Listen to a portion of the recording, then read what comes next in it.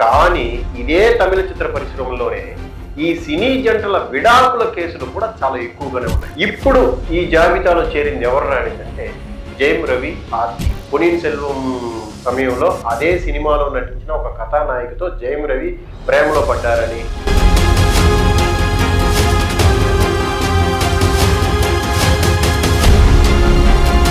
Madras movie ప్రేక్షకులకు నమస్తే. నేను మీ జర్నలిస్ట్ ఉదయని. తమిళ చిత్ర పరిశ్రమలో మ్యూజిక్ డైరెక్టర్ గాయని పెళ్లి చేసుకోవడం, దర్శకుడు కథానాయిక పెళ్లి చేసుకోవడం, ఇలాంటి సినీ జంటలు చాలా ఎక్కువగా ఉంటారు. ఉదాహరణకు ఆర్కే సెలూమణి రోజా, ఖుష్బు సుందర్సి. సినీ నటుల్లో తీసుకుంటే స్నేహ ప్రసన్న. ఇలా సినీ జంటలు ఎక్కువ.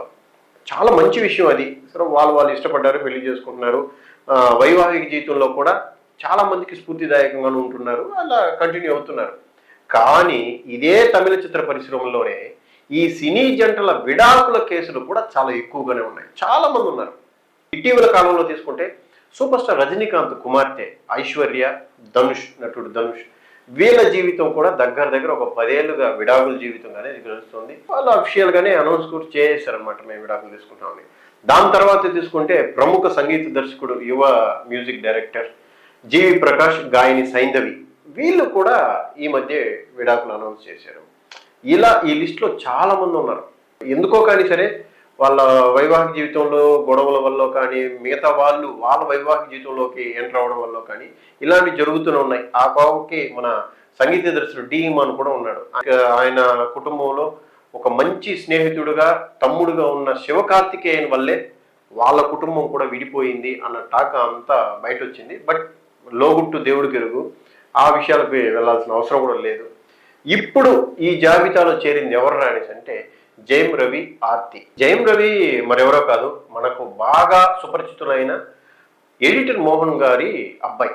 ఎడిటర్ మోహన్ గారు అందరికీ తెలిసినవే. హిట్లరు, హనుమాన్ జంక్షన్ ఇలాంటి సినిమాల్ని ప్రొడ్యూస్ చేసినారు ఆయన. అది మాత్రమే కాకుండా చాలా సినిమాలకు ఆయన అసిస్టెంట్ డైరెక్టర్గా పనిచేశారు. ఎన్టీ రామారావు సినిమాలు కానీ, పెద్ద పెద్ద సినిమాలకి అసిస్టెంట్ డైరెక్టర్ చేశారు. దాని తర్వాత ఎడిటర్గా చేశారు, డిస్ట్రిబ్యూటర్గా చేశారు. సినిమాల్లో అన్ని రంగాల్లోనూ పనిచేసి మంచి గొప్ప పేరు తెచ్చుకున్న వ్యక్తి ఎడిటర్ మోహన్ గారు. ఆయనకి 2 సంతానం, అందరికి తెలిసిందే, జయం రాజా, జయం రవి. ఎందుకు వాళ్ళకి ఆ పేరు వచ్చింది అనేసి అంటే, మనకు 2003లో అనుకుంటా నితిన్ నటించిన జయం సినిమాని ఫస్ట్ ఇక్కడ తమిళలో వీళ్ళు రీమేక్ చేసి ఆ సినిమా ద్వారా తన కుమారుడైన రవిని పరిచయం చేశారు. అప్పటి నుంచి ఆయనకి జయం రవి అనే పేరు వచ్చింది. అదే సినిమాకి దర్శకత్వం వహించింది పెద్ద కొడుకు రాజా. ఆయన కూడా జయం రాజాగా గుర్తుండిపోయారు. కాలక్రమేణా జయం రాజా రీమేకుల రాజాగా అయిపోయాడనేసి ఆయన పేరు కాస్త నాన్న పేరుని చేర్చుకొని మోహన్ రాజాగా ఇప్పుడు ఉన్నారు. సో ఇది వాళ్ళ ఫ్యామిలీ. జయం రవిది ప్రేమ వివాహం. ఆర్తి అని ఒక నటి, ఆవిడ కూడా సినిమాలో నటించారు. ఆవిడతో ప్రేమ వివాహం జరిగింది. అన్ఎక్స్పెక్టెడ్గా పెళ్లి చేసుకోవాల్సిన పరిస్థితికి వెళ్ళాడు జయం రవి అన్నది కూడా తమిళ చిత్ర పరిశ్రమలో ఉన్న టాక్. ఏదో ఒక పార్టీలో ఈవిడ ఆర్తిను జయం రవి ఇద్దరు చాలా సన్నిహితంగా ఉన్నారు. ఆ విషయాలన్నీ బయట పొక్కాయి. ఈ వెంటనే ఆర్తి మరెవరో కాదు, ఆవిడెవరు అంటే సుజాత విజయ్ కుమార్ అని అప్పట్లో నటి, ఖుష్బు గారికి బాగా ఫ్రెండ్ కూడా. సో ఆవిడ కూడా సినిమా రంగంలోనే ఉన్నవారు, సీరియల్ రంగంలో కూడా ఉన్నవారు. ఆవిడ నటి కూడా, ప్రొడ్యూసర్ కూడా. ఆవిడ అప్పుడు వేరే ఆప్షన్ లేకుండానే ఆర్తిని పెళ్లి చేసుకున్నారు జయం రవి అని కూడా అప్పట్లో కొన్ని మీడియాల్లో వార్తలు వచ్చాయి. కానీ వాళ్ళు ఖండించారు. అదంతా ఏం కాదు, మేము ప్రేమించే వివాహం చేసుకున్నాము, ఇద్దరికి మంచి అండర్స్టాండింగ్ ఉంది, చాలా కాలం పాటు ప్రేమించుకుని పెళ్లి చేసుకుంటున్నాము అనేసి అన్నారు. మధ్యలో చాలా వార్తలు వినిపించినప్పటికీ వాళ్ళు మంచి ఒక వైవాహిక జీవితంలోనే కొనసాగించారు. 2 పిల్లలు కూడా ఉన్నారు, మగ పిల్లలు ఉన్నారు. ఆశ్చర్యకరమైన విషయం ఏంటంటే వీళ్ళిద్దరూ విడిపోతున్నట్టు సమీపం అంటే ఇక్కడ ఉన్న మీడియాల్లో చిన్న వార్తలు పొక్కాయి.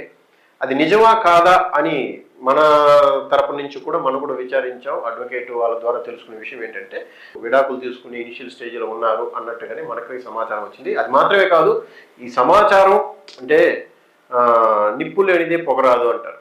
ఈ సమాచారం ఉంది కాబట్టే రీసెంట్గా ఆవిడ ఏం చేశారంటే జయం రవితో ఉన్న ఫోటోలన్నింటినీ తన సామాజిక మాధ్యమంలో, సోషల్ మీడియాలో ఉన్న అన్ని ఫోటోల్ని రిమూవ్ చేశారు. అది మాత్రమే కాకుండా ప్రేమ అనేది జస్ట్ ఒక విషయం మాత్రమే కాదు, అది ఒక జీవితం అనే విషయాన్ని కూడా ఆవిడ పోస్ట్ చేశారు.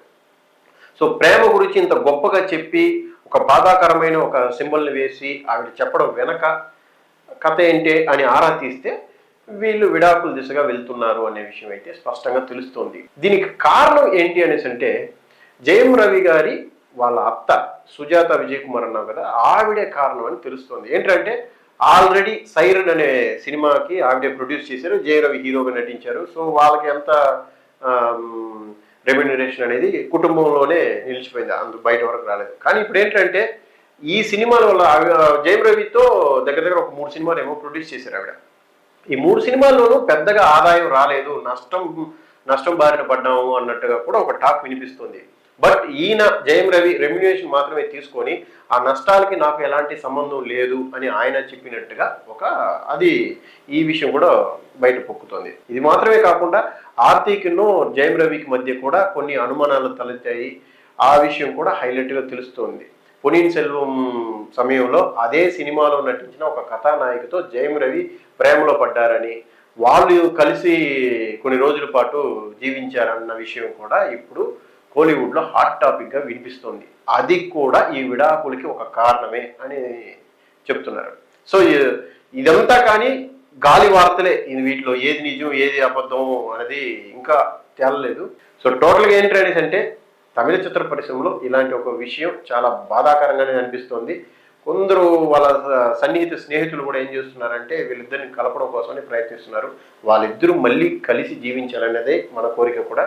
మరొక వీడియోలో మళ్ళీ కలుసుకుందాం. ధన్యవాదాలు.